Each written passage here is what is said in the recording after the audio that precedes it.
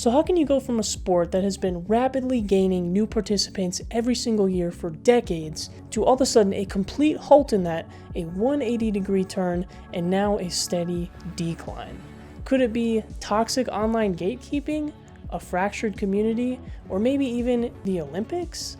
Well, unfortunately for skateboarding, it is all of the above and many more, as a series of events over the last few years have left core skateboarders criticizing the direction of the sport, world governments festering toxic skateboard cultures, and a once thriving skateboard community now uprooted and thrown into uncharted waters. What's up everyone, I'm Ogden. I'm a skateboarder, freestyle longboarder, and beginner snowboarder, and today I'm going to walk you guys through how skateboarding went from being on top of the world, growing every single year, being thrust further and further into the spotlight, to its current downward spiral that was caused by a number of big decisions that went on within the sports community, unprecedented government interference, and a toxic online culture that is getting worse every single year. There's absolutely hope yet for skateboarding. It is not dead in the water completely, but in order to understand how we even got to this place, we need to go back to the roots of skateboarding and analyze how skateboarding has evolved into the ultra popular sport that it is today.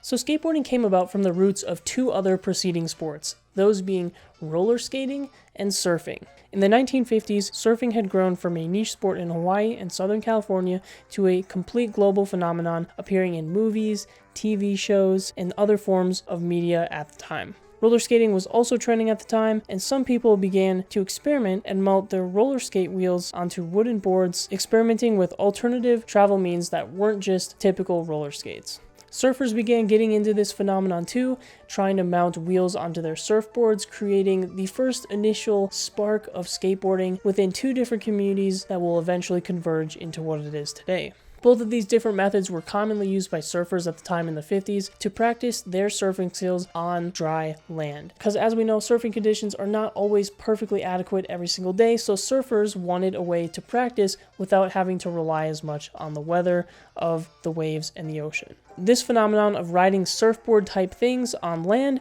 became known as sidewalk surfing, and in 1956 the company Humgo became the very first brand to sell and manufacture their version of a skateboard, and this was during a time where the toy industry was rapidly growing, and a few years later the brand Roller Derby released their own version, aptly named the Sidewalk Surfer. The Sidewalk Surfer became a pivotal player in early skateboarding, introducing the concept of skateboarding to a wide audience all across America, not just these niche areas in Hawaii and Southern California. Their ad campaign actually played a huge role in skateboarding too. This was actually the first large ad campaign put out for skateboarding from any company in the whole world. So it was a pretty big deal. So moving into the 1960s, the sport of skateboarding was still very niche and very small, and this had to do with the fact that it was still very popular in these small surfing and skating communities, and the technology at the time was pretty bare bones and rudimentary, so there wasn't a whole lot you could do really with the skateboard besides roll it, and the experience was not as great as it is today. There was hints of slalom coming into play. Slalom is when you ride a board through like cones going down a hill, and minor hill bombing, but again the technology was just so bare bones, it was difficult to do anything super extreme at the time. That being said, technology did begin to start advance through the 60s, and the first big thing was the introduction of clay wheels. Now, when I say clay wheels, these wheels were not 100% clay. It was actually interesting learning about this, but these wheels were made of a mixture of clay, plastic, paper, crushed walnut shells, and glue. So a really odd mixture, but they worked really well, and they helped dampen a lot of those ground vibrations that early skateboards kind of struggled with, and it made for a lot smoother riding overall. The next big invention came with the kicktail. Now, the kicktail was invented in 1969, and it helped aid in the turning of the board, and the kicktail would eventually prove to be one of the most groundbreaking and innovative features in all of skateboarding. We didn't know it yet at the time, but as the years went on, it definitely played a huge role in shaping the state of the sport. More on that later though. I will say right now, it is worth mentioning that in the 1960s we saw the very first skateboard shops open up for retail, with most of these being small sections within surf shops that were already established in the California areas. We also got our very first skateboard-only magazine published, which is huge. This was aptly named the Skateboarder Magazine. Copies were commonly sold in surf shops at this time, and it helped grow the sport and connect skateboarding to a wider audience and demographic, bringing more skaters together than ever before. This was one of the earliest examples of skateboarding social material that we have that began shaping the early culture of skateboarding. Magazines were huge at the beginning, and the Skateboarder magazine was a huge part in pushing that industry forward.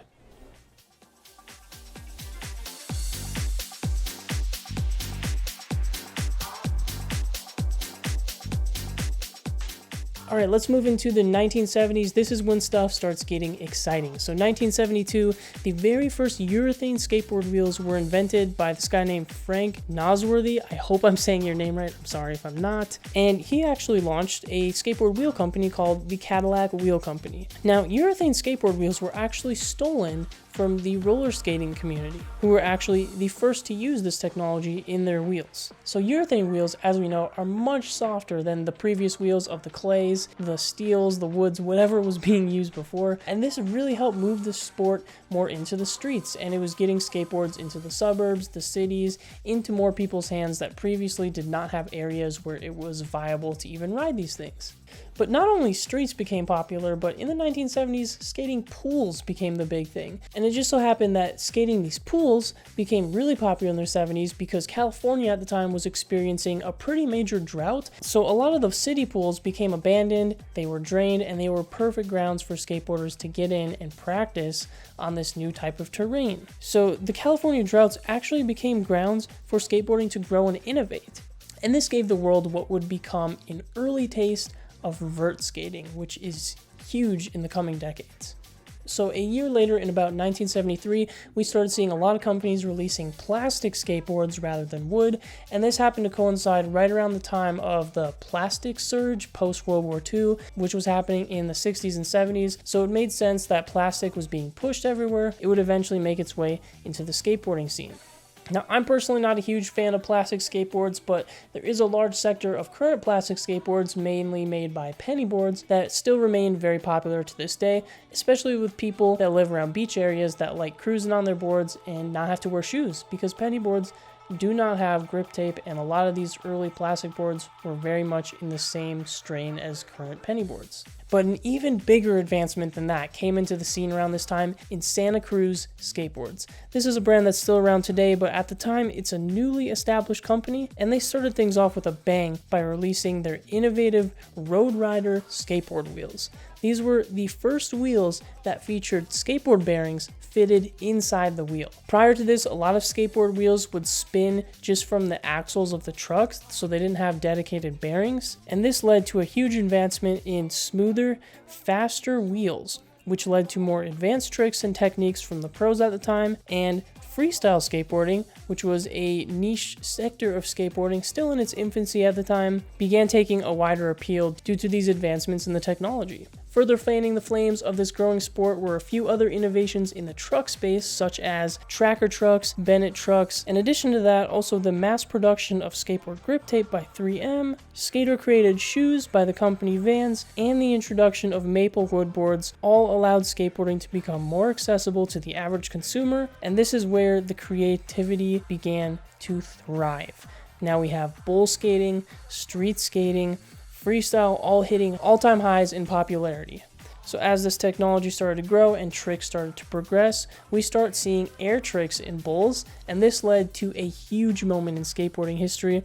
That was the first time ever the invention of the ollie by Alan Gelfand, which changed the sport forever. Now this wasn't a flat ground ollie. This was an ollie performed on a vertical bowl space at the time by Alan, but it was huge and it eventually led to the flat ground. It is also absolutely worth mentioning that at this time in the 70s, a young skateboarder by the name of Rodney Mullen, which you may have heard of, entered the skateboard scene with his first ever win as a teenager in a skateboard contest.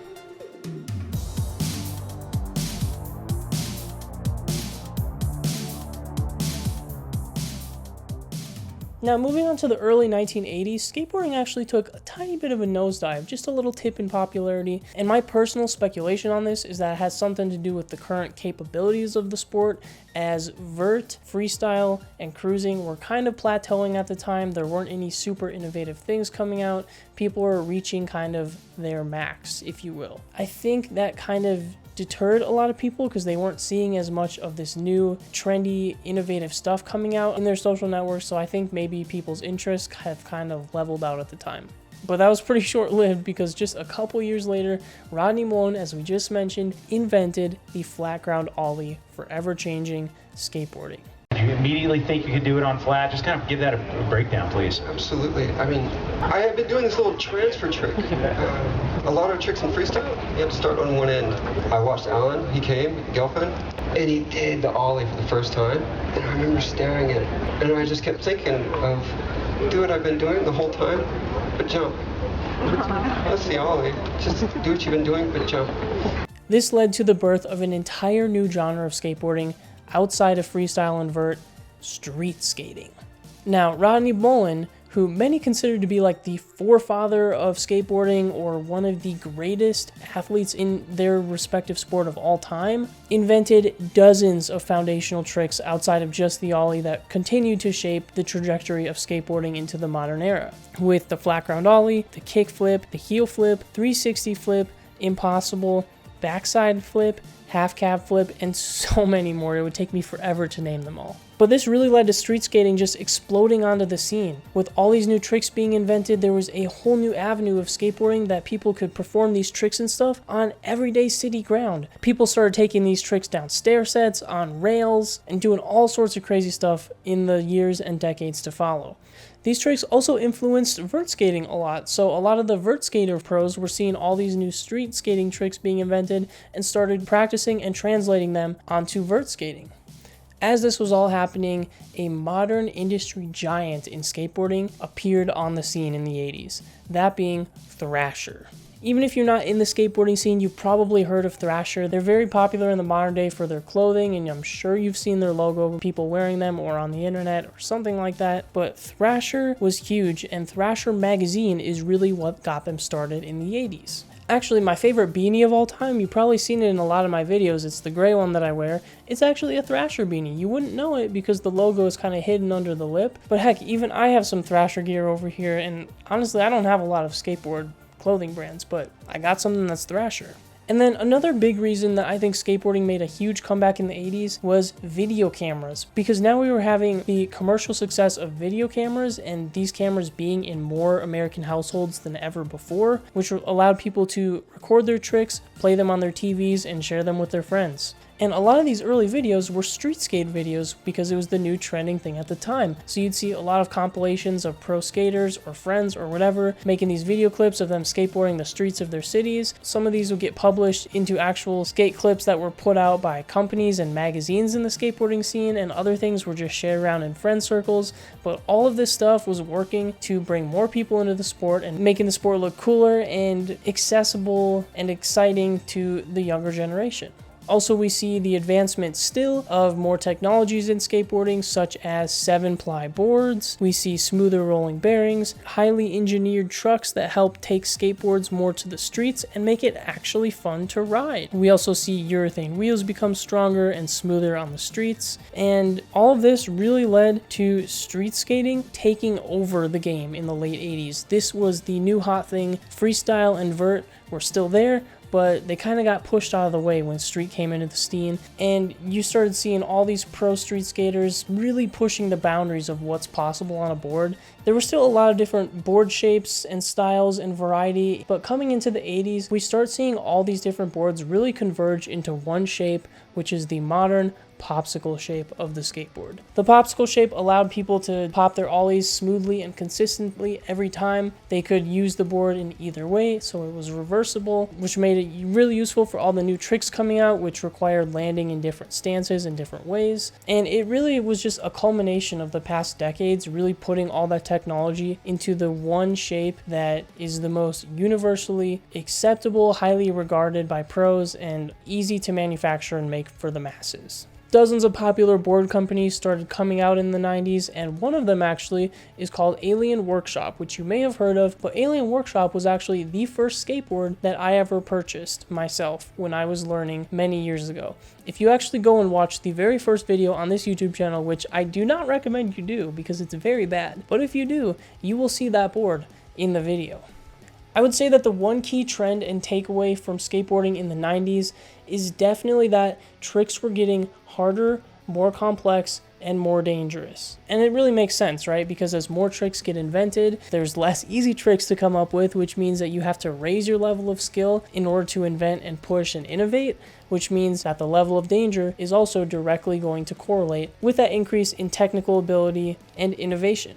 This also means that as more skaters were getting into the scene, as well as more companies being established, it was harder to get your name recognized out there as a pro, just because the level of entry and the barrier you have to be at to be a pro kept getting raised and raised and raised as the months and years went on, meaning that gone were the days of being featured on a magazine for ollieing over a gap. You better be board sliding down that 10 stair set, or good luck getting on the cover.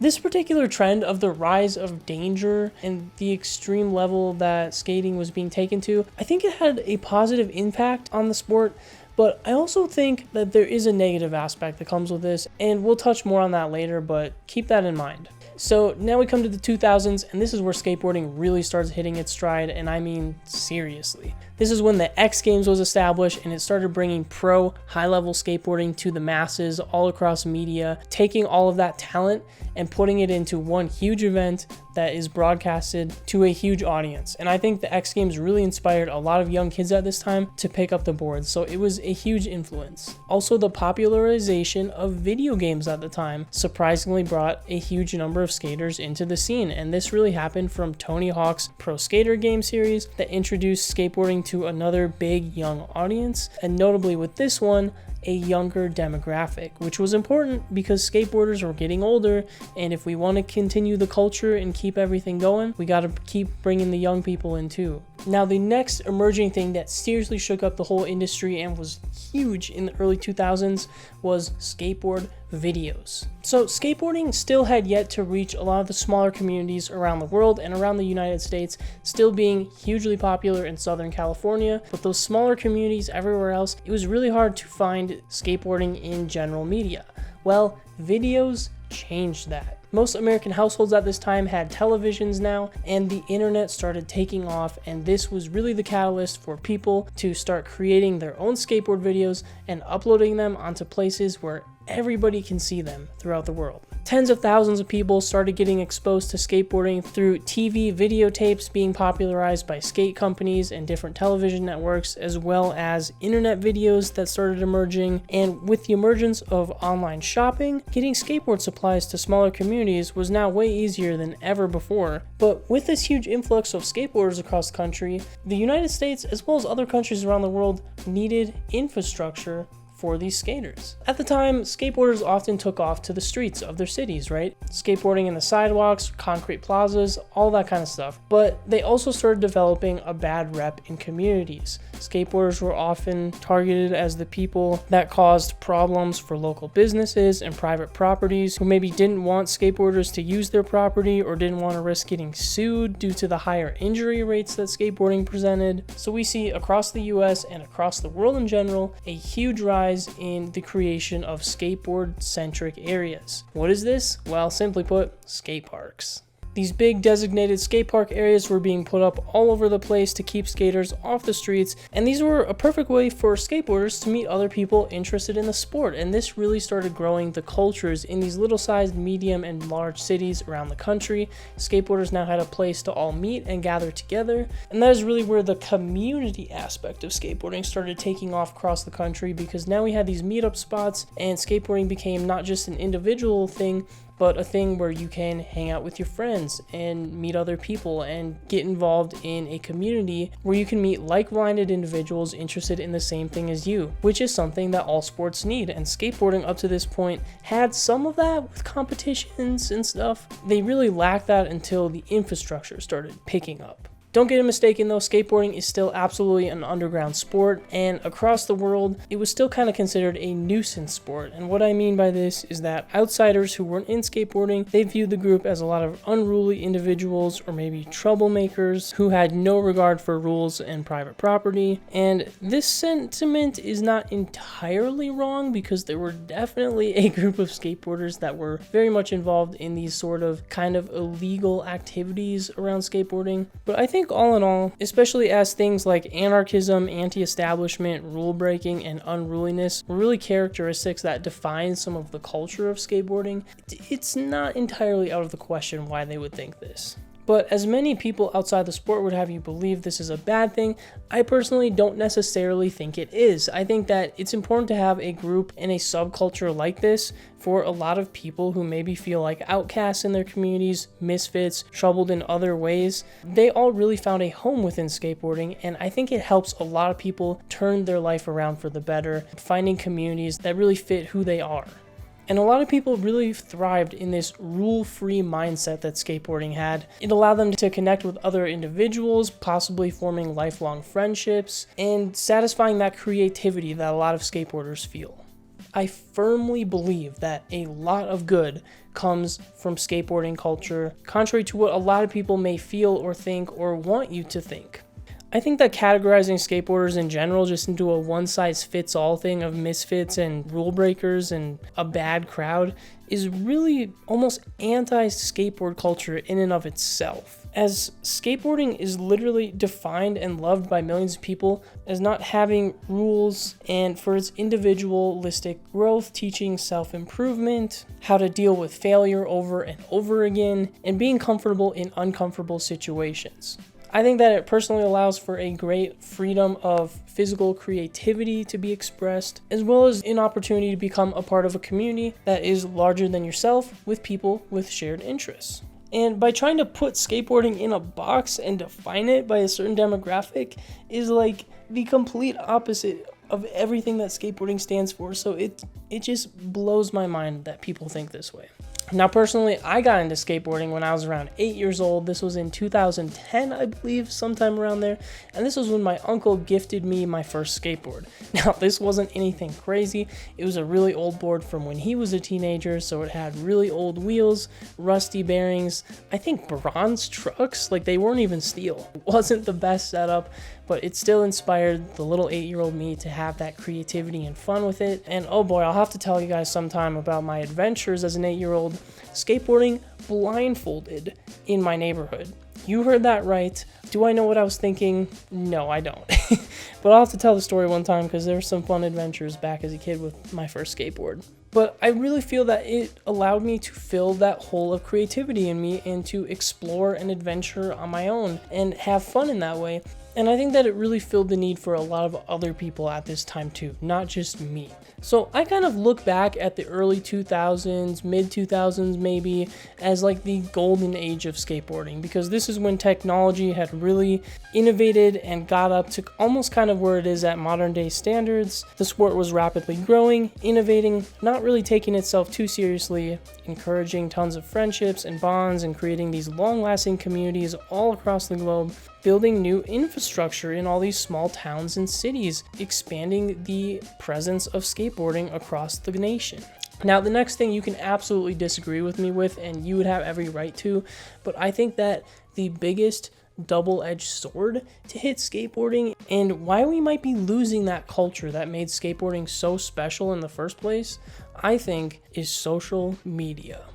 So as we move further into the 2010s, video is just becoming absolutely ingrained in the culture of skateboarding, with platforms like YouTube, Facebook, and soon to be Instagram, Vine, and eventually TikTok really allowing the skateboarding culture to develop itself into more pockets around the world than ever before. And all this was further fueled by the rise of smartphones and other personal computing devices like iPads and stuff that allowed skateboard clips to be easily accessible no matter where you were in the world. You could pull out your phone and pull up a skateboard clip and get immersed in that culture, share it with other people, and it was really a catalyst for growing the sport in these more modern years. Now, the early years of social media, I personally think were great for skateboarding. It was allowing the sport to keep growing and expanding, but I think that the problems really started to hit later later into the years, particularly around the time of the COVID-19 pandemic in 2020, things started taking a bit of a downturn.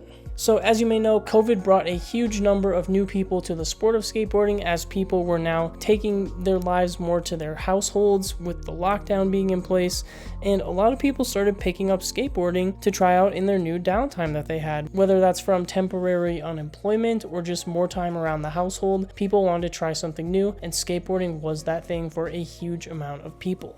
But COVID also coincided with a huge boost to social media, with more people being active than ever before, as less people were at their jobs and online.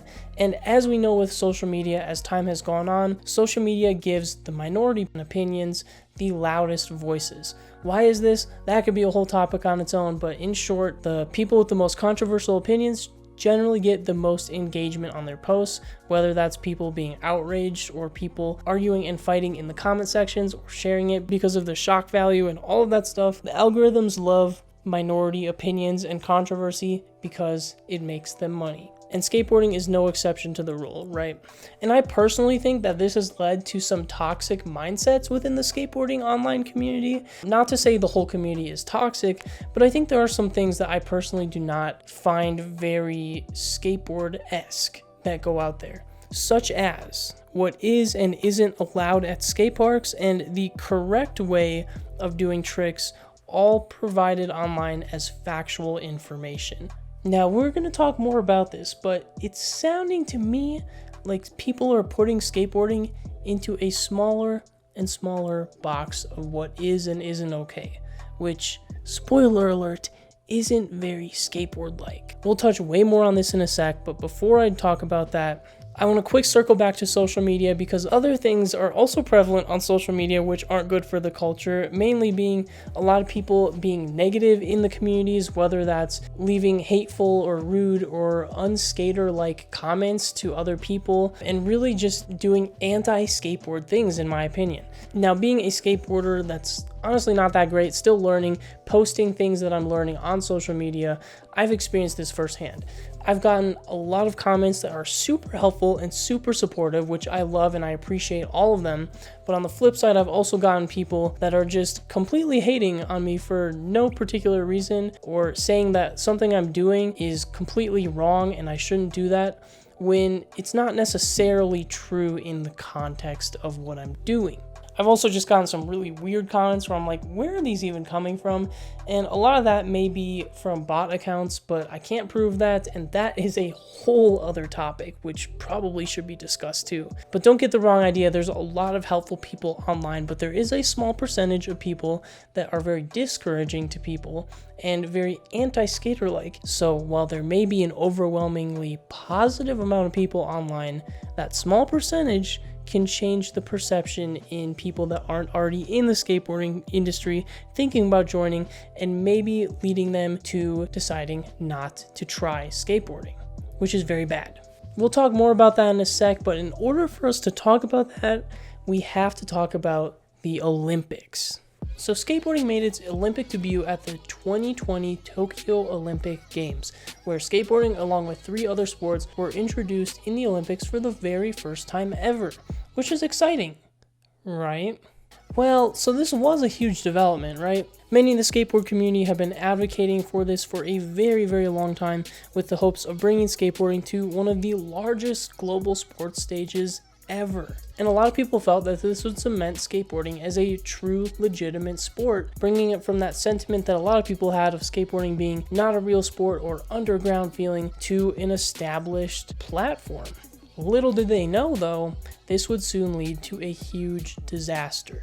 Now, if you haven't heard of the YouTube skateboarder John Hill, I highly recommend you go subscribe to his channel, because he's a really cool skateboarder. He's way better than I am, and he has some great opinions on the skateboard industry in general. This is where I really first heard about the Olympics. It was from one of his videos that I will link up here in the corner, and it is about skateboarding and the horrors that come with it from the Olympics. Okay, well, I don't really want to be a part of this, but I'm forced sort of into this society to acclimate, and I'm just going to grow up and do one of these jobs that I don't really want to do. And then I saw skateboard culture, which felt like a a rebellion against the culture that we're all forced into. If I saw it in the context of the Olympics, I would not have been interested in it at all.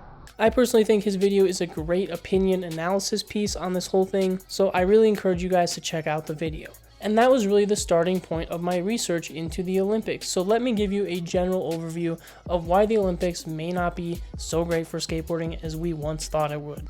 As I've talked about previously in this video, right? Skateboarding is, in essence, a sport that is nurtured in creativity and out-the-box thinking.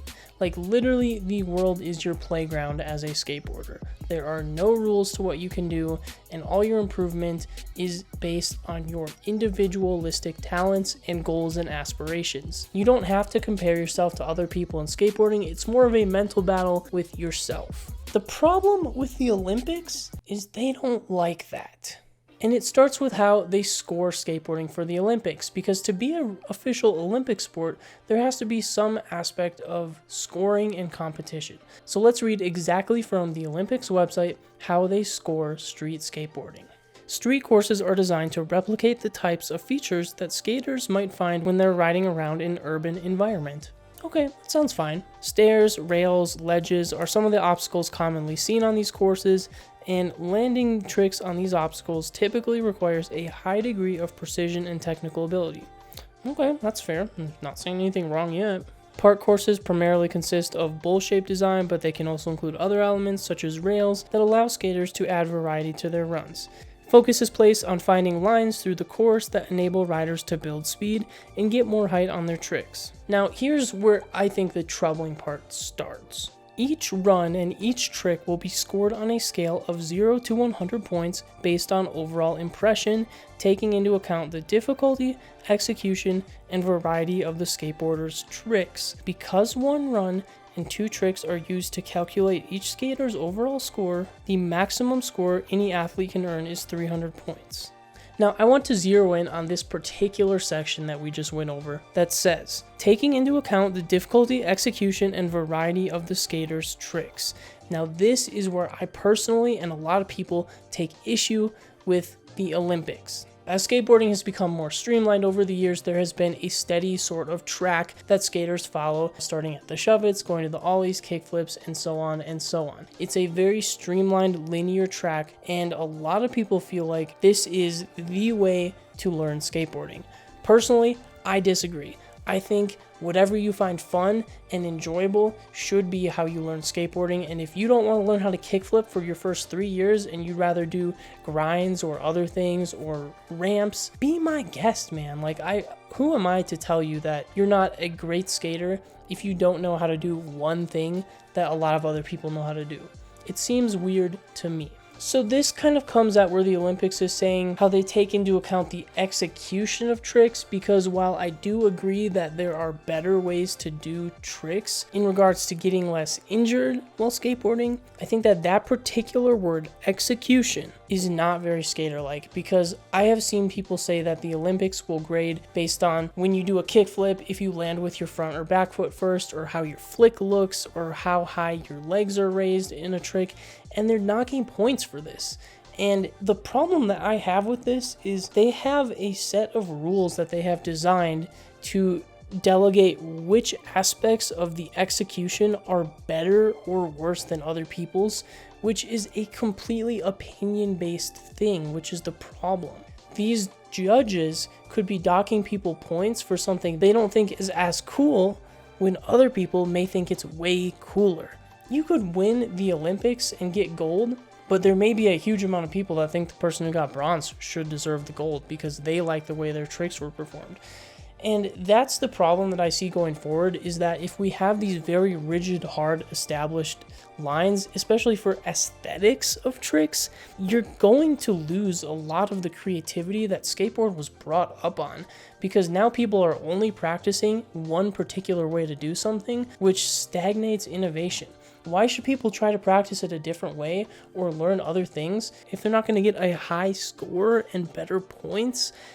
I don't know. I personally think it's weird. Do I think that it is good for the core skateboarding culture, the roots of how the sport was grown? Personally, not really, because all these rigid, structured tournaments and competitions just seem so anti-culture for a sport that was grown out of anti-establishment, anti-rules, creative expression. But unfortunately, my gripe and a lot of people's issues with the Olympics absolutely do not end there. And the biggest problem that we are currently seeing is the meddling of governments in skateboard culture. And the Olympics has created the perfect breeding ground for these governments to abuse skateboard culture. For example, a current ongoing government that is doing this is none other than China. In China, they actually had a bunch of kids ride skateboards, and then the ones that seemed naturally talented towards it, they put into this training program. They skate for 6 hours a day, 7 days a week, and even if the kids like it or don't like it, which most of them didn't, and they'd be crying during the day. So what's going on here? Well, basically, China and every country around the world now, right now that the Olympics has it as an official sport, they have incentive to bring the best skateboarders of their countries to the biggest stage of the sport so they can earn their country pride, recognition, and more gold medals in the Olympics, you know, because that's what a lot of these big nations care about, right? The US cares about their number of golds. China is a direct competitor to the US, along with a lot of other countries. And, well, China needs good skateboarders so they can win medals in the Olympics. So what should they do? Well, I would say that they should probably start building up their skateboarding infrastructure, encouraging skateboarding in the communities, building their culture inside the country that way, and encouraging skateboarding within school systems even, adding different types of funding and stuff into the country, right? Well, instead, China decided to do what they do best with sports and institute a program of government-run sports schools. That sounds pretty cool, right? You get to go to a special sports school as a kid. Like, who wouldn't want to do that? Well, unfortunately, it is not as great as you would think, because how would you like to be forced into a sports school, play a sport you have zero interest in, be forced through gruesome non-stop workouts every single day, sometimes including 6+ hours of skateboarding every single day for weeks on end, being coached by skateboard coaches who encourage bad, dangerous skateboarding practices like doing huge drop-ins as a beginner. So as soon as they learned how to ollie, apparently they would get the kids to ollie over a board into a bank, which is scary for anyone who's even good at ollies. Having limited access to food and water during these training sessions and a 24/7 demanding environment to live in. I don't know, man. That personally doesn't sound like breeding grounds for success to me. And if you want to learn more about the specifics, again, go watch that John Hill video. He talks about how China has been trying to recruit a few professional skateboarders to teach at these schools. And they've gone in there and seen the horrors of how the current situation is looking. And it is not good. And like the whole reason that skateboarding started, right, was because you could start skateboarding. You could choose to do that. You weren't forced into skateboarding if you didn't want to. That's so anti-skateboarding. Like, if you don't want to do something like that, you shouldn't do it. You should do it because you want to do it. And unfortunately, these countries like China doing stuff like this, it's only going to get worse in the future. Now there's an incentive for countries to get these pro-level skaters coming out and doing well for them in these high-level competitions like the Olympics. We're going to start seeing more and more of these horror stories of these horror sports schools coming out from not only China, but other countries around the world too. And it's so bad and anti-skater. And it's like, how is skateboarding going to look in 30 years if we have all these young kids growing up in these environments, growing up and then becoming what the culture is going to be in 30 years? I don't know. I really don't. So I've been talking pretty negatively about skateboarding in this entire video. Do I think these are real problems that could get worse in the coming years and further degrade skateboarding culture? Absolutely. I could totally see that happening. But I don't want to put too much fear in you, because currently skateboarding is still an overwhelmingly positive sport, and most people that you meet in real life, and honestly most people online too, are going to be pretty helpful with you. I will say personally, my experience from skate parks is either everyone kind of sticks to themselves or people will offer advice and help. There's not really people that go there to make fun of other people, and while you do see some of that on the internet, I encourage you to not let that discourage you by any means. A lot of these people may not even be real. They might be fake bots on the internet put out there to spread hate.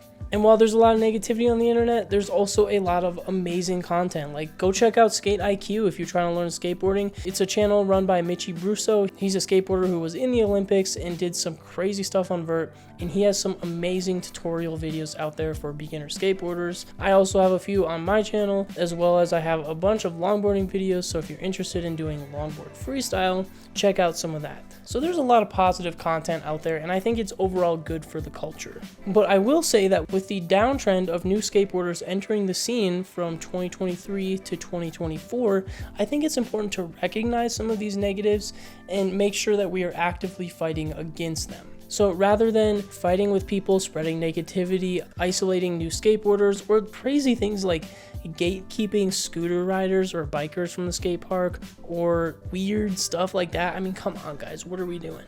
I think we need to keep pushing in all-inclusive, fun, supporting environment, and the more that we do that, the less of a problem we're gonna have in the long run.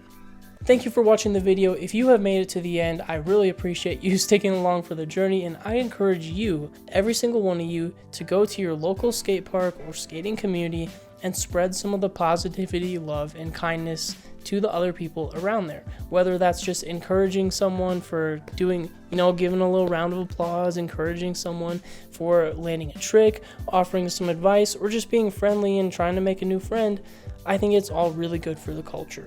And hey, if you want to organize a meetup or something, or start a new skateboard group in your community, by all means, spread that culture. It's just gonna be great for everybody. Now, this is the first ever video I've made in this style, so if you guys like this type of video and want to see more, please hit the like button so I know, and be sure to subscribe because you won't want to miss any future uploads of this sort on the channel. So yeah, become a member, join the OG gang, and I will catch y'all in the next video. Oops. Peace.